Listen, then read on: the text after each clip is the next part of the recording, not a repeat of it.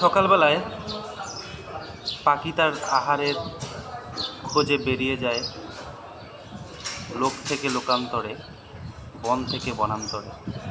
তেমনি করে নাবিক তার নৌকা নিয়ে যাত্রী নিয়ে ফিরছে ঘাটে। প্রতিদিন এভাবেই চলতে থাকে। এটি হচ্ছে মেঘনা নদী। বালুবাহী ট্রলারগুলো তার নিজ নিজ গন্তব্যে চলে যাচ্ছে। কিন্তু প্রকৃতির এই সৌন্দর্য দেখবার মতো অনেক কবি লিখেছে এই মেঘনা নদীকে নিয়ে। তার মধ্যে অন্যতম হচ্ছে মাইকেল মধুসূদন দত্ত। শ্রদ্ধা কবির প্রতি। আসলেই মেঘনা নদীর সৌন্দর্য দেখবার মতো। একটি নৌকা আসে, আরেকটি নৌকা আসে, আবার একটি নৌকা যায়, একটি ট্রলার চলে যায়। এটাই হচ্ছে মেঘনা নদীর সৌন্দর্য।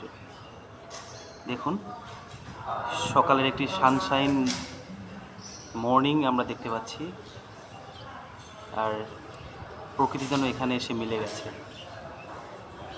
কি অপরূপ সৌন্দর্যের লীলা খেলায় মেতে উঠেছে প্রকৃতি। ধন্য আমি মেঘনা, তোমার প্রেমে পড়েছি। বারবার প্রেমে পড়তে চাই এমন প্রকৃতি।